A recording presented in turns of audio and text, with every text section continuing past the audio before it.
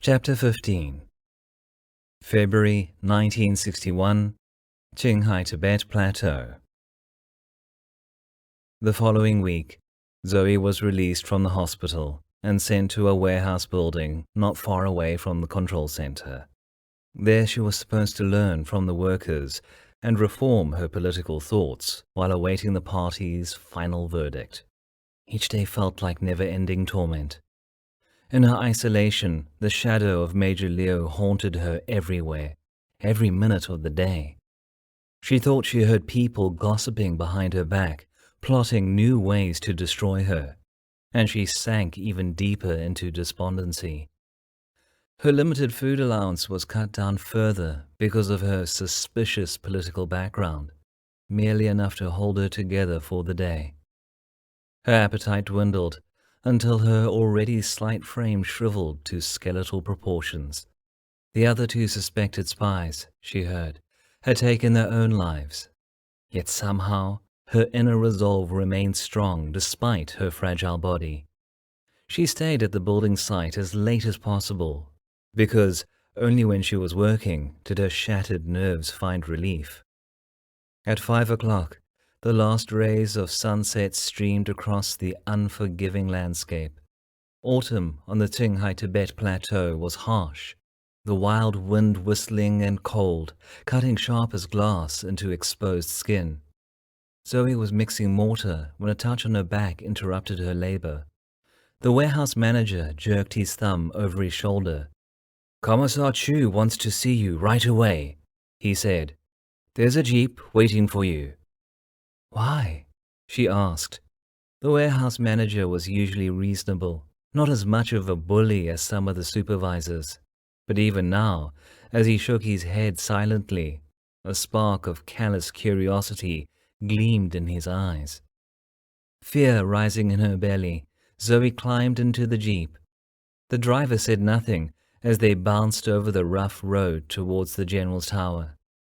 She tried to examine her actions over the past few days, but couldn't think of any mistakes or infractions she might have made. Questions flashed through her mind without any answers. She wondered who else would be there and felt the familiar flush of fear, anger, and resentment at the thought of Major Liu. "Comrade Meng, sit down, please." Commissar Chu smiled at her as soon as she walked into his office, pointing to the chair opposite his desk. His office was large, though simply furnished and well organized, despite many books and papers. He stood up to close the door, and then sat back down and picked up the thick file open in front of him. Without even looking, she knew they were all her self-criticisms, collected over the years. He skimmed the top page briefly before turning his piercing eyes to her. "Major Liu has told me that your latest self-criticism was quite thorough, and I've also heard that you have been working very hard at the building site. That's very positive. You have put your personal reform into real action, not just the words on the paper." Such unexpected praise from the highest leader at the plant brought her the sweetest joy she could have imagined, and she nearly burst into tears. Maybe I can trust him. Maybe I can tell him about what Major Liu did to me. However, before she could open her mouth, he continued enthusiastically. "After reading these, I'm so glad to know you're not a Russian spy. You clearly hate the Russians, like every good, patriotic Chinese. Your denunciation is so compelling, so thorough, that I'm going to read it aloud at our next assembly. What's more, Major Liu told me that you never liked Kuczynski. I can tell that you liked Major Liu, but were too shy to say anything." His shrewd gaze took in her sunken cheeks and bony wrists. "You need something to perk you up. Major Liu is quite fond of you, you know. Why don't you two marry? I understand that you want to devote your life to our great defense program, but the party also has a responsibility to look after everyone's personal happiness. You're 33 years old. It's time for you to think about marriage, an important event in your life.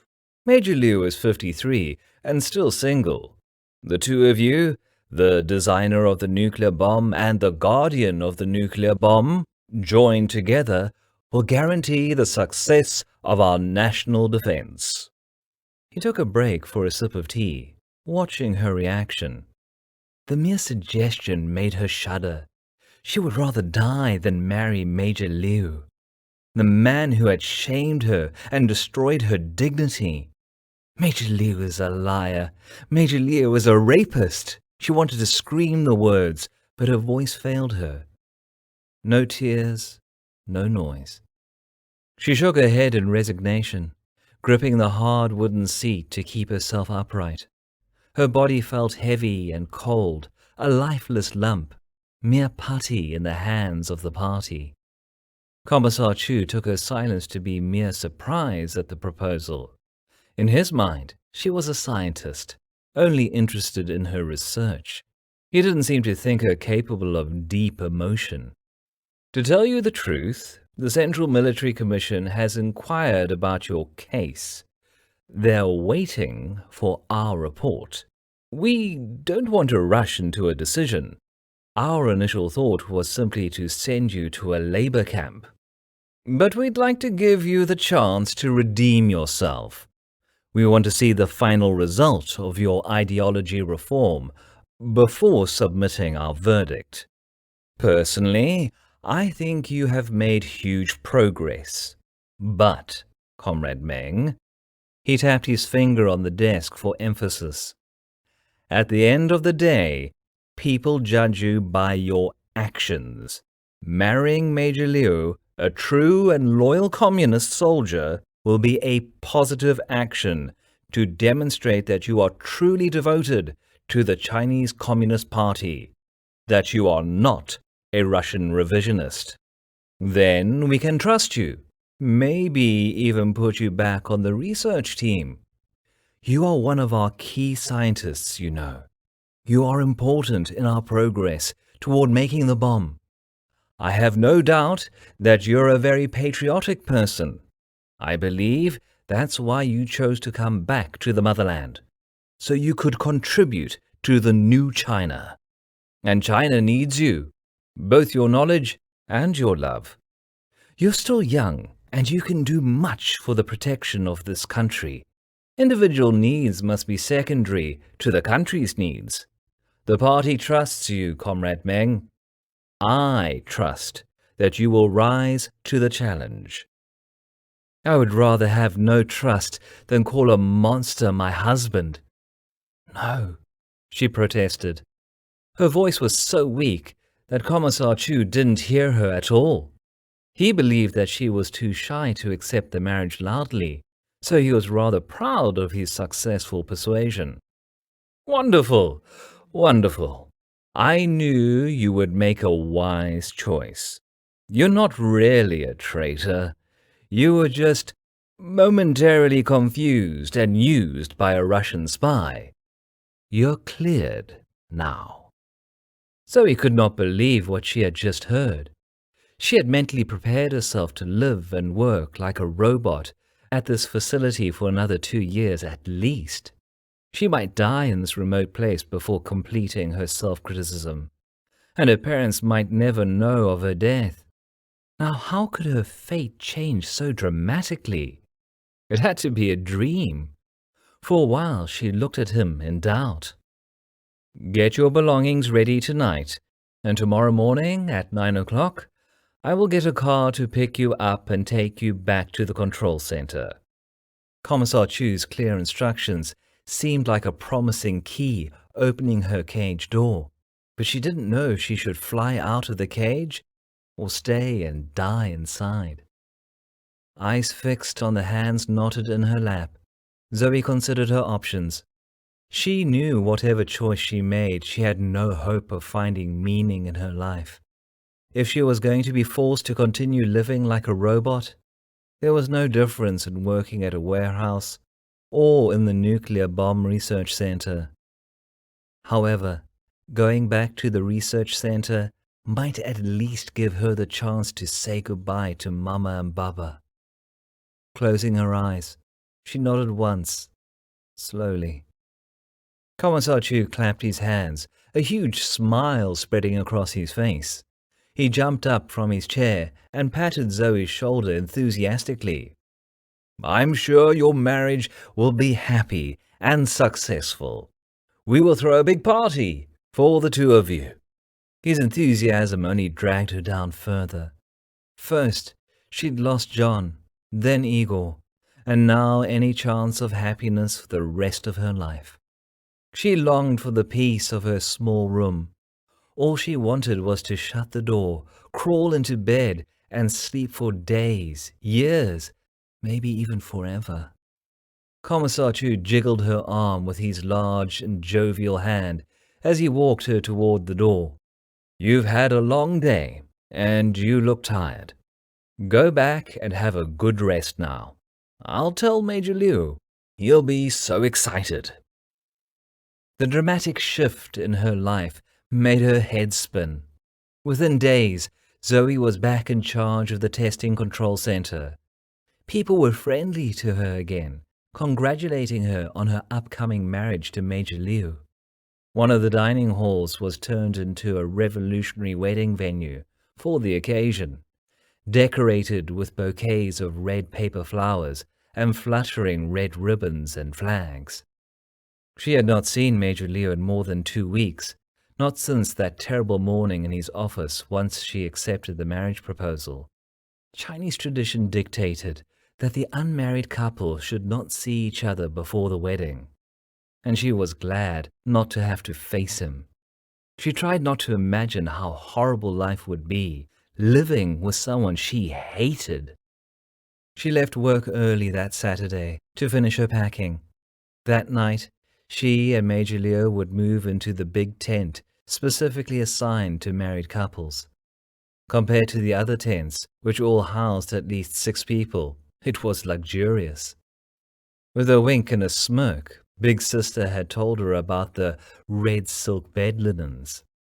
More important than packing, however, Zoe needed to take care of one other task: write her parents to tell them she was getting married.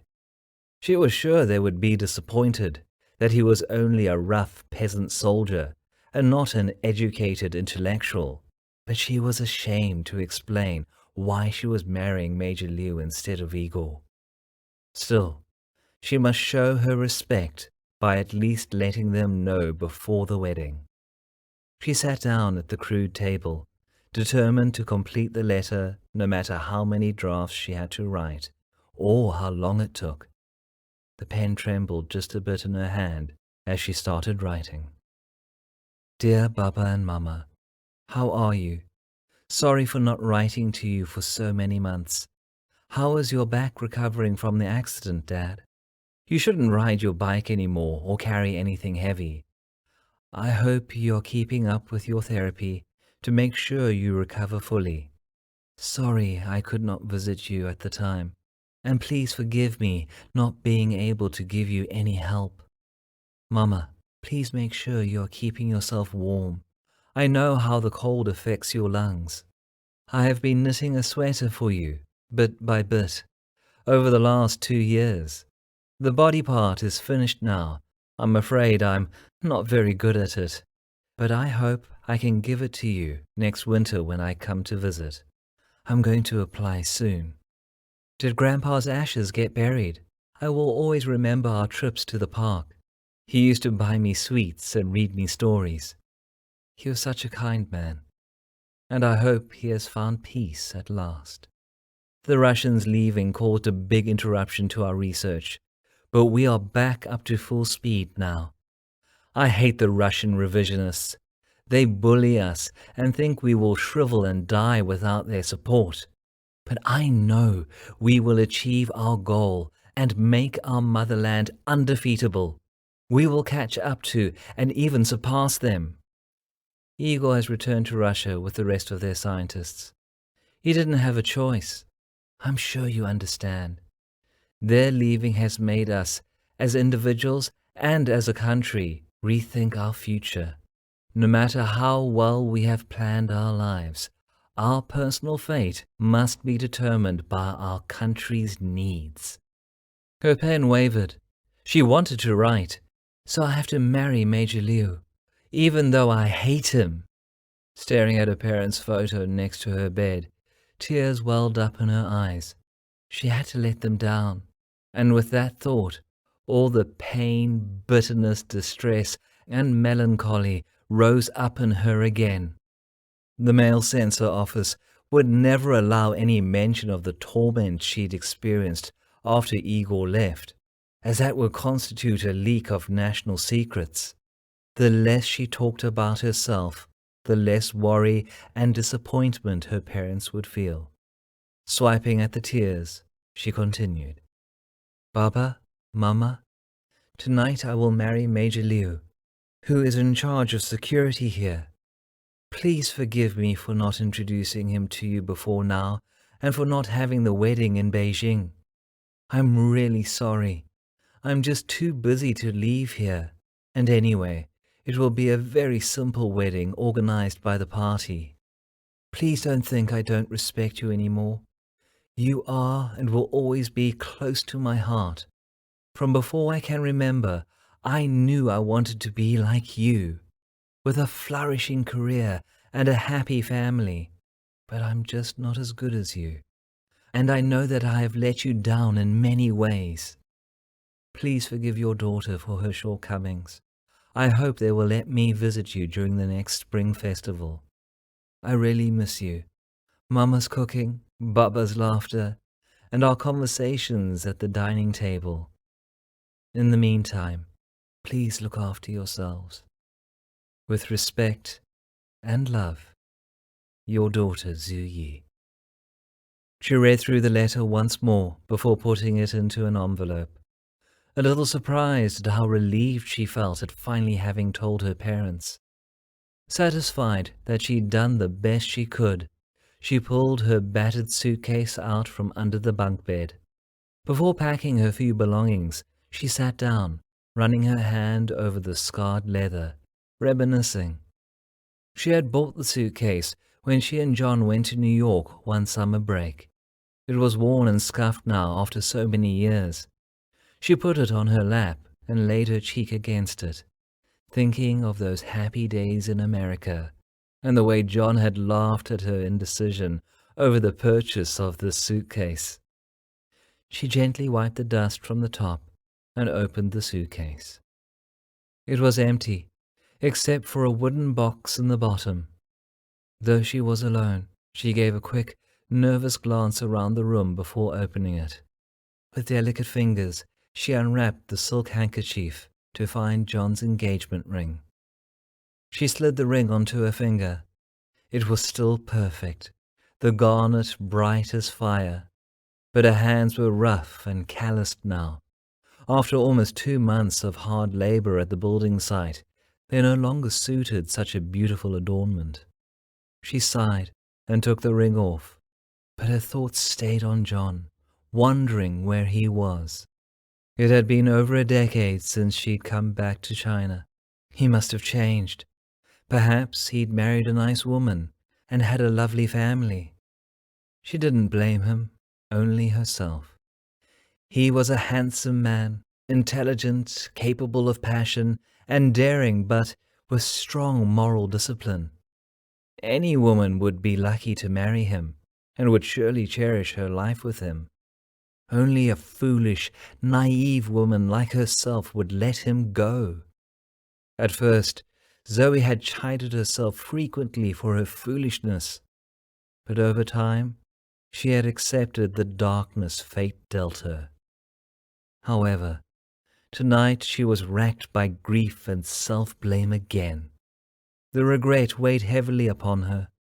If only she had married him, even if they'd only had one night together.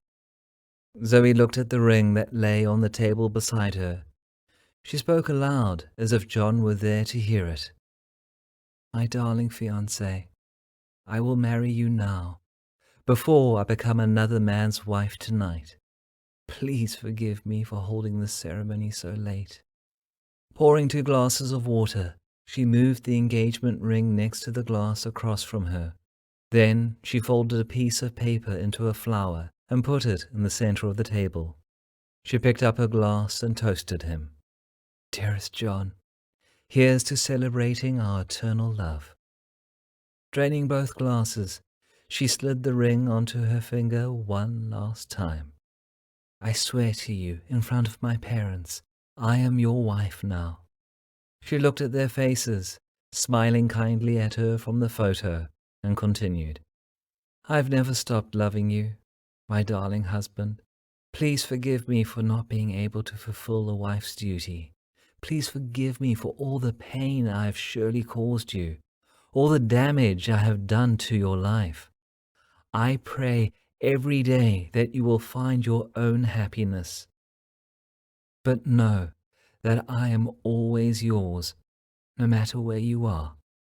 She kissed the ring and held it to her cheek. For a brief moment, she felt happy and safe, though all too soon it came time to take the ring off and wrap it back in the silk handkerchief again. The past was the past. Now there could be no more tears, no more regrets. She was ready to face the future, whatever it would entail.